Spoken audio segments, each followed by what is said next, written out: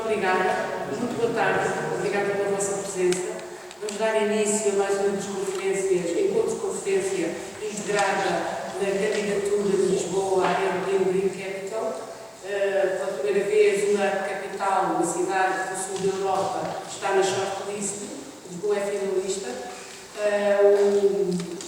votação e a decisão será tomada no dia 2 de junho e estas iniciativas decorrem sob a égide, precisamente, da nossa candidatura, desenvolvidas pelo gabinete e pelo Sr. Vereador José Sá Fernandes, que neste momento está precisamente a tratar da nossa apresentação na próxima semana em Essen. Atualmente Essen é a capital verde europeia na Alemanha, como sabem. Nós, antes de dar início às apresentações dos nossos convidados, a quem gostaria muito de agradecer, vamos passar um filme sobre o plano de drenagem de Lisboa. Muito obrigada.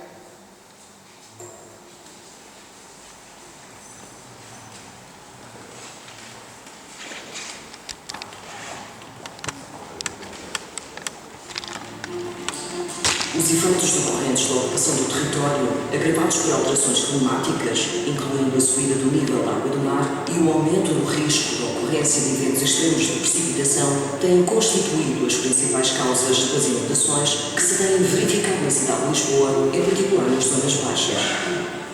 Na maioria das vezes, essas inundações não derivam da precipitação local, mas da água transportada das bacias contributivas de montante, como é o caso do município de Amadora, a cotas mais elevadas. As inundações na Baixa de Lisboa são recorrentes, nomeadamente na Rua São José, Portas de Santo Antão e Rossio, bem como em Alcântara e Chelas Xabregas.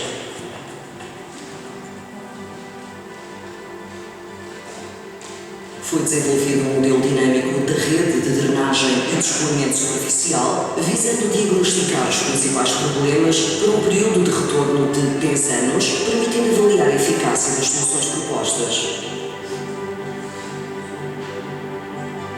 No âmbito da atualização do Plano Geral de Drenagem, foram estudadas soluções alternativas, incluindo controle de origem, reforço e reabilitação de coletores, desconexão de ligações entre coletores da rede primária e da rede secundária, separação e controle de caudais, minimização de perdas de carga localizadas, criação de reservas de armazenamento e túneis para o desvio de caudais das zonas baixas.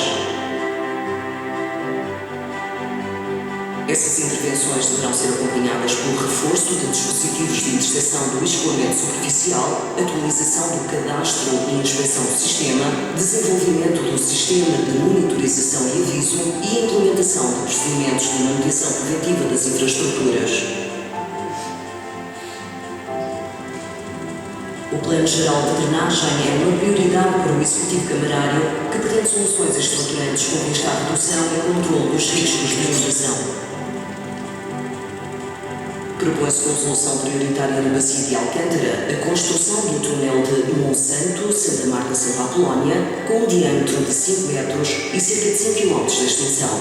Este túnel vai desviar os caudais pluviais do Caneiro de Alcântara, assim como interceptar e desviar os caudais das bacias das Avenidas da Liberdade, Duque de Lolé e Almirante Reis, libertando dessas solicitações todas as infraestruturas que se desenvolvem a jusante. Com esta intervenção são assim beneficiadas as ruas de São José, Portas de Santo Antão, Rossio, Martim Muniz, Praça da Figueira e, em geral, toda a Baixa. É uma solução mais vantajosa do que as alternativas estudadas, com intervenções muito significativas na zona baixa de Alcântara e baseadas na construção de reservatórios enterrados que, para produzirem efeitos significativos de redução de inundações, deveriam dispor de um volume total de armazenamento na ordem dos 150 mil metros cúbicos. O início deste túnel será junto à estação de Campolide, com a abertura de um poço de desvio e controle de caudais a jusante da confluência dos dois braços do Caneiro, o ramal Benfica e o ramal das Avenidas Novas. Para a construção do túnel prevê-se recorrer a uma tuneladora com 5 metros de diâmetro equivalente. O recurso à tuneladora permite a execução da obra sem quaisquer condicionalismos à superfície. Este túnel foi projetado de forma a transportar caudais de ponta de cheia correspondentes a períodos de retorno superiores a 25 anos, sendo que os caudais excedentários seguirão para jusante, afluindo à rede que a cidade já dispõe e que tem capacidade para transportar esses caudais excedentários. No seu trajeto, o túnel irá receber caudais de cheia de diversas subbacias, como é o caso das subbacias das Avenidas da Liberdade, do Relolé, Rua do Conde Redondo, Santa Marta e Avenida Almirante Reis.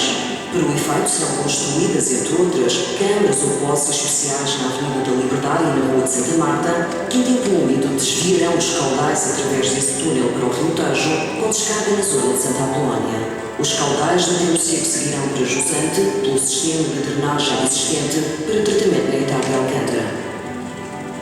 Seguindo em direção à Avenida Almirante Reis, serão construídos mais 2 poços ou câmaras de desvio, um na zona do Intendente, de forma a coletar essas águas pluviais dos coletores existentes em cada lado dessa avenida. Os efeitos desta interseção de caudais, aliviando as infraestruturas de Jusante, concorrem naturalmente para a beneficiação do desempenho de toda a rede da Zona da Baixa. Na Avenida Almirante Reis, preconiza-se que o túnel passe sob a linha do metro, sendo o seu término junto do Museu Militar, prevendo-se um troço final até ao Rio Tejo, executado em vala aberta. A simulação do escoamento superficial na zona da Baixa de Lisboa, comparando a situação atual com a situação futura proposta pelo Plano Geral de Drenagem 2016-2030, permite evidenciar que a existência do túnel resulta num alívio a Jusante, melhorando a eficiência do sistema. Propõe-se igualmente levar a cabo a reabilitação do trecho final do Caneiro de Alcântara, junto à descarga no Rio Tejo, intervindo na parede final e alargando a saída, conseguindo-se assim a redução de perdas de carga localizadas e capacidade de transporte do sistema. Também na zona baixa de Alcântara se prevê, tal como noutras zonas da cidade, a necessidade de intervenções na rede secundária, incluindo a reabilitação e construção de descarregadores para controle de desvio de caudais do tempo seco e o reforço e reabilitação de coletores. Devido a problemas no sistema de Chelas, que se revelam sobretudo na estrada de Chelas e na Rua do Aldim Pais, propôs-se como solução estruturante prioritária a construção de um túnel com extensão aproximada de 1000 metros, com início junto ao cruzamento da estrada de Chelas com a calçada da Pistoleira e términos na Rua dos Amigos de Lisboa, junto à Rua do Açúcar. A partir daí, prevê-se a execução da infraestrutura em vala aberta até à descarga final no Rio Tejo. Esta solução tem mais vantagens do que a construção de um reservatório enterrado de grandes dimensões na Quinta da Montanha, com volume útil de cerca de 70.000 metros cúbicos, complementada com obras de desconexão de coletores na zona baixa de Xadregas de difícil execução. Para responder às inundações no cruzamento da Avenida de Berlim com a Avenida Infante Dom Henrique, propôs a construção de um coletor de reforço com diâmetro de 2,5 metros ao longo da Avenida Recíproca e Avenida do Índico até ao Rio Tejo. Esta solução é mais favorável do que a solução de construção de um reservatório a localizar em terreno próximo do estabelecimento aqui. As obras nos túneis serão iniciadas em meados de 2016, com a conclusão prevista até final de 2019. A obra na Avenida Recíproca está prevista iniciar-se no início de 2017 e conclusão até meados de 2018. A complexidade dos sistemas de drenagem das grandes cidades europeias, como é o caso de Lisboa, com coletores de diversas idades, materiais e configurações e que servem bacias contributivas em constante evolução em termos de ocupação do território, associada à incerteza e variações do clima, tornam os desafios de controle de inundações e de poluição dos meios receptores uma tarefa especialmente difícil, que requer uma atenção continuada. Com a aprovação do Plano Geral de Drenagem 2016-2030 e com o arranque das intervenções estruturantes prioritárias, a Câmara Municipal de Lisboa pretende ultrapassar estes desafios de forma sustentável e com custos mínimos em termos sociais, ambientais e económicos.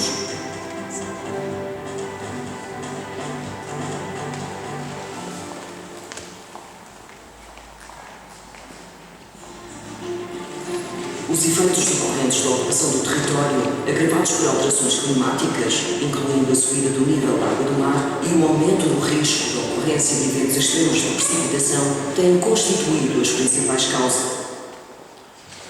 Vamos dar continuidade, portanto, a este nosso encontro de fim de tarde. Só dizer que o vereador Sá Fernandes vai integrar, portanto, vem. Estão um pouco atrasados por motivos diferentes. Ora bem, a candidatura, portanto, de Lisboa à Independente Capital, portanto, foi submetida e foi sujeita a uma avaliação em 12 áreas. Duas dessas áreas são precisamente a gestão da água e a gestão da água residual. E nestas duas áreas, Lisboa ficou precisamente posicionada em segundo lugar nestes indicadores, o que é bastante grande satisfação que nós constatamos que, de facto, o bom trabalho tem sido desenvolvido. De facto, o ponto forte da candidatura é a redução das perdas de água no abastecimento da cidade. Lisboa tem hoje um dos melhores resultados a nível mundial. O município reduziu significativamente o seu consumo de água. A aplicação do gestor remoto água, desenvolvido por Lisboa Nova, e tenho aqui um dos engenheiros que trabalha precisamente nessa área, o engenheiro Rui Mendes, que poderá também participar neste nosso encontro. Essa aplicação permitiu, de facto, essa identificação de reduções de consumo e de avaliação das potencialidades do desenvolvimento aplicado a várias das entidades, eu diria, dos serviços do município de Lisboa. Destacaria ainda as medidas que estão a ser tomadas para a prevenção de inundações na cidade, consignadas precisamente no Plano Geral de Drenagem, e os excelentes resultados das análises de qualidade de água da cidade de Lisboa, que cumpre os parâmetros em mais de 99%. Relativamente à gestão da água residual, todo o sistema de drenagem da cidade de Lisboa está conectado às 3 estações de tratamento de água residual, e este aspecto foi precisamente muito apreciado pelos avaliadores da candidatura. Só dizer-vos que a candidatura, todas as candidaturas são sujeitas, de facto, a uma avaliação, primeiramente de caráter eminentemente técnico no que diz respeito às 12 áreas, e posteriormente, precisamente no dia 31, vai ser feita uma nova reavaliação, já com uma componente diversa, dado que os rankings foram divulgados e o posicionamento das diferentes capitais, e será feita no dia 31 essa apresentação e o compromisso objetivo e público de Lisboa, portanto, a ser porque a capital europeia de verde. Relevo finalmente o esforço que está a ser feito na cidade de Lisboa para a reutilização da água residual tratada. Esta medida está incluída precisamente no plano de drenagem e, por outro lado, os serviços competentes da CML nesta área estão a fazer um esforço muito significativo para a reutilização. Eu permitia-me agora, agradecendo desde logo ao professor engenheiro Saldanha Marcos e ao professor engenheiro José Sardinha a sua presença.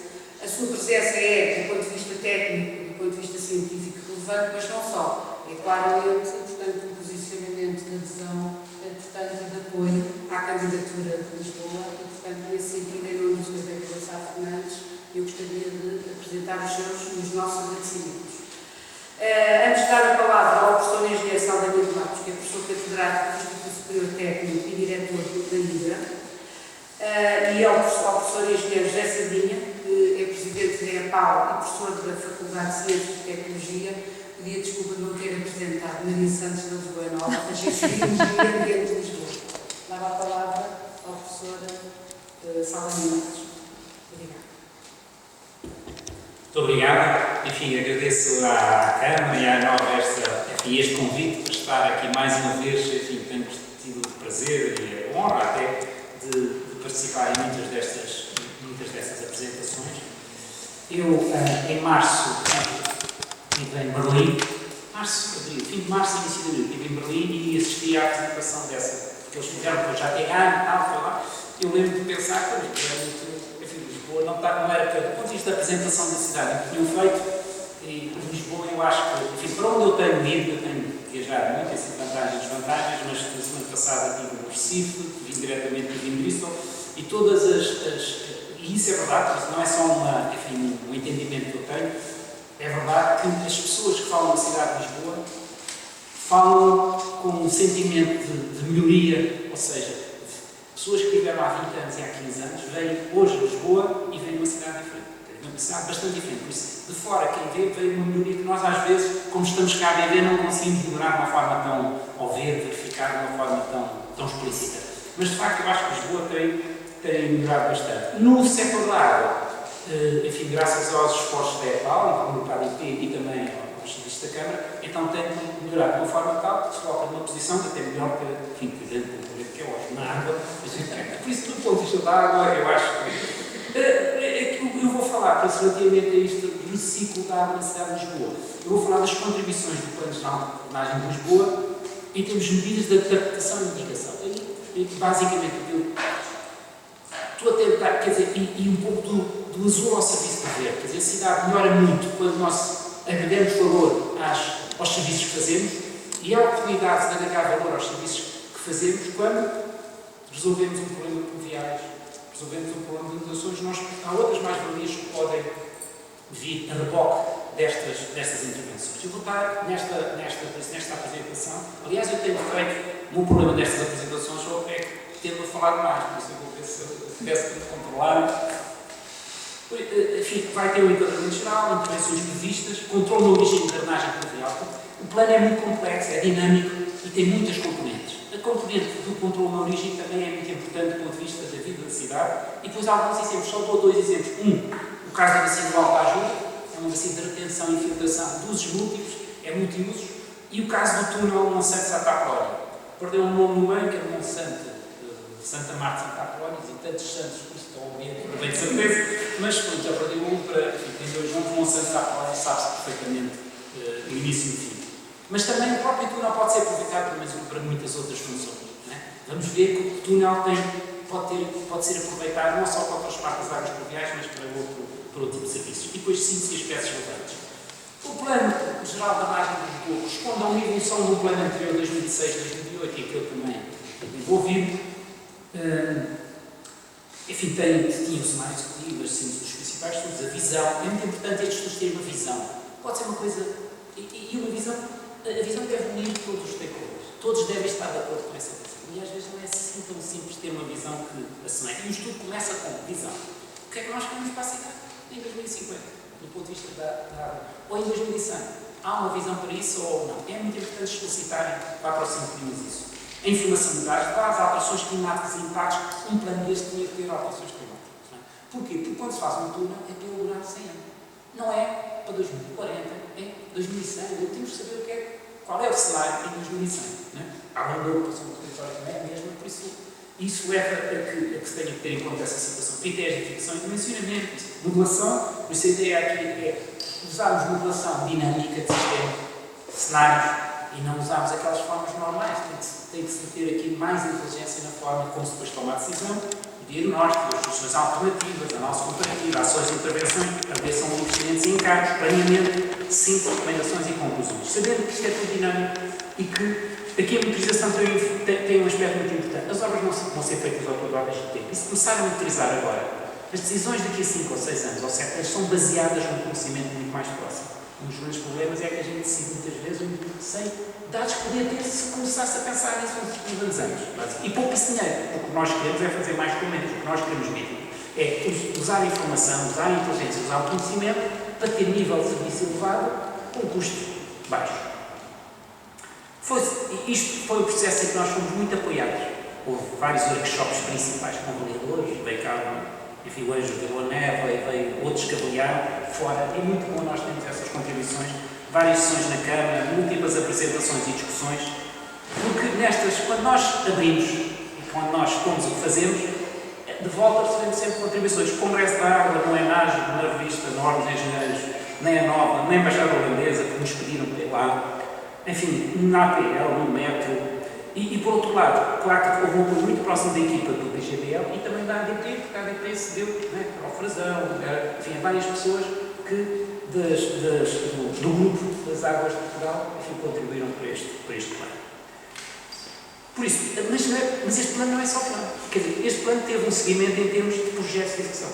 Há projetos que foram feitos, não foi um plano que fica em cima da mesa, não. O Bacia de Retenção do Alto Ajuda tem plano, tem um projeto de execução, para começar. O Bacia da Retenção da Meixoeira, nem sei se já começou a obra. A reabilitação de pavimentos e drenagem do Parque Eduardo VII, e por isso existe aqui a dinâmica do plano é que dá justificação, ou seja, dá uma justificativa a intervenções, e as pessoas fazem aquilo em que acreditam. E isto, o puzzle, encaixa. E por isso os projetos de execução já começaram, não é só um plano que ficou um plano bom, é um plano que se começa a concretizar. Estes são os princípios de intervenção deste plano. A Sintejo, enfim, do grupo ADP, fez muita coisa nos últimos 10 anos, desde 2008, desde o plano inicial fez muita coisa. Toda a frente de drenagem de Algés Alcântara foi beneficiada, toda a frente de drenagem de Santa Apolónia, enfim, Terreiro de Passo, Caixo Dré, foi beneficiada e por isso, do ponto de vista deste plano, o que faltava era as águas pluviais.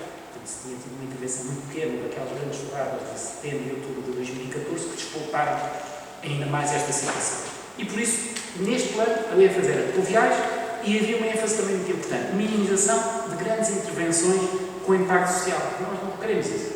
Quer dizer, por isso logo naquelas primeiras reuniões com o Presidente da Câmara, segundo, terceiro, não venham cá baralhar Alcântara, Rua Douro, Alves. Façam o que vocês fizerem, nós não queremos reforçar. Não pode ser uma solução clássica de se este caudal, se o caudal vem-se por então, vamos fazer o coletor ao baixo. Ou então vamos, os nossos títulos, vamos fazer dois e nós não queremos isso. Nós não queremos ativá-los, etc. Uma solução destas, e dessa conversa, deste diálogo, nasceram 3 soluções alternativas. Uma, que é importante ter, que era com ênfase em reforço, vem mais caudal, aumentamos o tempo dos coletores, estruturas, bombagens, etc. Que era a solução do plano de 2006-2008. Que foi importante, os dados de base já tinham esse plano, isso foi importante para aqui. Uma solução B com ênfase em reserva, que é a solução de Barcelona, é a típica solução do tem hoje em dia. É Barcelona, é assim, se a água chega cá em baixo, não quer que chegue, fazemos reservatórios a meia costa, onde a água fica. E depois, quando passa a chuvar, liberta a água. Não é? E Barcelona tem 12 reservatórios, mas os reservatórios são campos de futebol. Tem assim pessoas, aquilo é 500 km cúbicos de reserva. E eles querem ter 1 milhão, por isso é uma loucura lá embaixo. Não é? Isso, mas é uma solução. A gente faz meia costa então, e não deixa passar. Passou a chuvar, liberta, e a estação de tratamento está ali a trabalhar a 100% durante 4 dias ou 5. Quer dizer, tem uma lógica, se as águas são poluídas, tem uma lógica, que é a lógica de aproveitar o património, porque uma coisa que nos perturba é esta coisa de ter uma estação de tratamento para no X, e quando está ociosa, porque é só para 30%, e de repente vem uma grande chuva, tem que ser botado de fora porque não cabe. É preciso, não é? Pronto. E esta é a maneira de aproveitar melhor o património. É uma forma de melhor que os alemães, enfim, nos ensinaram, e os franceses, enfim, a descobrir. A terceira solução, outra solução que também existe, e não há muitas alternativas, é das duas uma, ou reforço, ou impede de seguir para a frente, ou então desvio. E a solução de desvio é muito comum nos Estados Unidos, Chicago, Nova Iorque, e no Japão, Osaka, Tóquio, desviam. Né? E por isso havia é sempre a coisa, o reserva, o desvio. Se eu não quero forçar e desventrar, enfim, a cidade. E onde se caiu, eu não vou dizer foi na solução C, porque isto são sempre soluções mistas, porque depois a gente combina, a riqueza está na combinação, mas a ênfase foi na solução do desvio.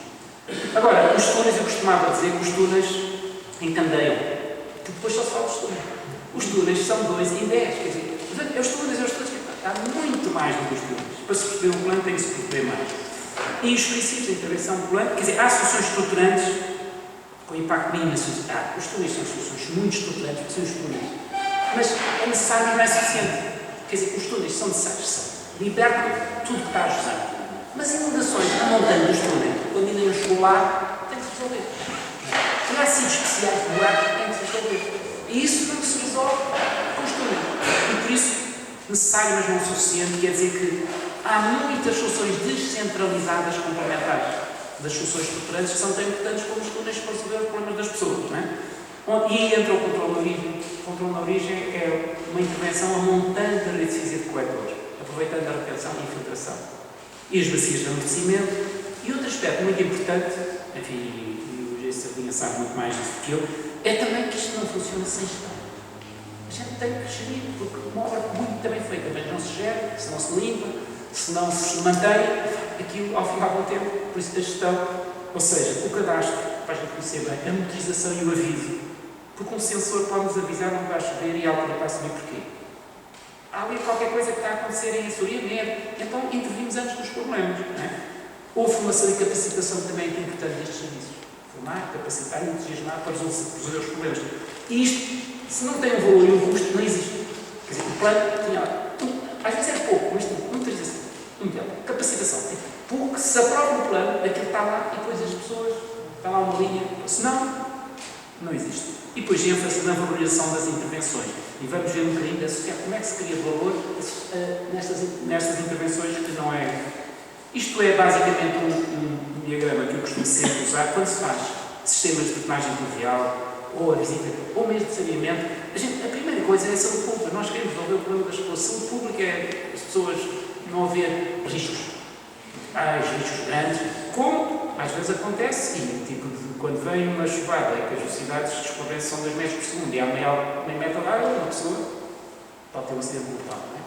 Ou quando o parque de estacionamento enche 3 metros, com os carros todos a boiarem lá, não é que foi às 3 da manhã, às 4 da manhã, mas são riscos muito grandes. Por isso a saúde pública é a primeira. A proteção de bens e pessoas também, porque é proteger bens, enfim, as inundações de 2015, de outubro de 2015, de novembro de 2015, em Albufeira, foram 15 milhões de euros de prejuízo. A gente quer que isso não aconteça, não é? Para esses 15 milhões dava para fazer a obra que fazia com que nunca mais tivesse inundações em Albufeira. É um bocadinho esse aspecto, por isso proteção de pessoas e bens, proteção do ambiente também. Aqui está em terceiro, mas tem na base, e se possível a colaboração. Se eu aproveitar estas intervenções para criar um valor, seja emprego, seja empreendedorismo, seja modelo de negócio, melhor é. Isto, claro, tem que ter um ambiente favorável do ponto de vista de enquadramento institucional, de sustentabilidade económica. Quer dizer, a receita tem que cobrir a despesa, não é? Senão eu vou ter um problema. Posso ter ali uns subsídios, umas coisas, mas eu tenho que arranjar um sistema que funcione com o modelo de negócio também. Por isso, um sistema tem que responder a isto, não é? E as estratégias do plano, falando em termos de alterações climáticas, quer dizer, estratégia de mitigação quer dizer que eu reduzo o caudal. E tudo que é reserva, retenção, ou reduzir caudal. É uma lógica, é uma técnica. Vamos reduzir os caudais, porque eu não quero ter problemas. São mitigação. Adaptação é, eu tenho estes caudais, que eu vou fazer a eles? Desvio, o túnel é tipicamente adaptação. Controle de origem é tipicamente mitigação, não é? E soluções centralizadas, e há soluções centralizadas. Tudo isso é combinado em solução global. Eu tinha aqui 10 intervenções para a gente ver o mundo 10, não é? Túnel Monsanto Santa Apolónia, túnel de Céu Verde, adaptação. Bacia de retenção a céu verde, Alba ajuda, e também da Machoeira. Soluções de controle de origem, por exemplo, no Parque do Arcete, na evolução. A rede é muito antiga do Parque do Arcete. Há ali uma rede que depois descadeia tudo, vai tudo lá para abaixo. Os problemas não são no Arcete, mas são lá em baixo. Porquê é que a gente não fica a água ali? Ainda por cima, há sempre problemas do aquífero, por isso este tipo, já não se vai renovar aquela rede toda que está envelhecida de 60 anos. Há ali espaços de oportunidades que podem ser usados. E depois, por aí fora, eu não vou falar delas, mas há várias intervenções. Outras que são tão importantes, são complementares, são de aquisição de conhecimento, mas são importantes para a gestão. Cadastro de inspeção dizia assim, se medimos 10% da cidade, 10% em cada ano, ao fim de 10 anos eu conheço muito bem, é um conhecimento que é muito importante depois para a decisão. Conhecer para melhorar, não é? A motorização, também coleta e análise variável. Quando eu digo a motorização, eu não preciso de coisas muito complicadas, eu só quero autorregulaamento. Eu não quero velocidade, não quero rodagem, só quero saber se aquilo está muito longe da superfície ou não, não é? Informação e capacitação para a gestão do património natural e construído. Tudo isso são coisas importantes. Isto é a primeira fase das 2016-2020, estes 105 milhões, que enfim, têm este financiamento assegurado pelo investimentos, e depois o remanescente. Claro que isto, como é dinâmico, os valores vão sempre mudar, mas começa-se de uma base. É melhor uma base do que não ter nada. E aqui está os túneis. Pronto, estão aqui os 2 túneis, por isso basicamente o princípio, isto começou assim, com toda a franqueza. O plano anterior já previa a necessidade de um túnel entre Martim Muniz e Santa Apolónia, para libertar a Praça da Figueira e o Martim Muniz das inundações que tem. O desvio já lá estava. A alternativa era fazer um grande reservatório. E a gente começa a pensar onde é que pode fazer um reservatório, e só se for no parque de estacionamento do Martim Muniz. E colocou-se. A gente ainda foi falar. Mas o marco fundamental, e a maior parte dos tempos até não tem muitos carros, aqui são 2 andares, aqui dá um reservatório, impecável. Mas depois é como as boas ideias, depois a gente começa a resbatar, e depois 4 metros de água, 4 toneladas cá em baixo, e depois e viu-se que aquilo não esquece, não é? E pronto, e a solução toda consolidou-se. E nós dissemos assim, mas em Martim Muniz, e então a Rua de São José que tem tantos anos, então ainda vamos buscar água à Rua de São José? Quer dizer, vamos precisar de coletores, a gente não quer que fosse coletores. Então continuamos, já não podia ser exatamente subir um bocadinho o coisa por causa de tocar o problema do MEC. o metro passa por ali e para passar para baixo, mas tínhamos de subir quase para entender e apanhámos a rua de São José. E depois dissemos assim, vai, o Canal de Alcântara. O Canal de Alcântara traz cá em baixo e fazer grandes relatórios, 100 mil metros por aí, a escavação que era, quer dizer, aquilo em termos de movimento, porque não, o útil é 100 mil metros por aí, mas o movimento deles, quando está lá em baixo, 15 metros por unidade, aquilo cá em cima era uma desgraça. E quando se começa a pensar em termos de impacto de obra, e depois houve um workshop, que para mim foi muito importante do ponto de vista da decisão de começar a foi um que foi a cabo do Val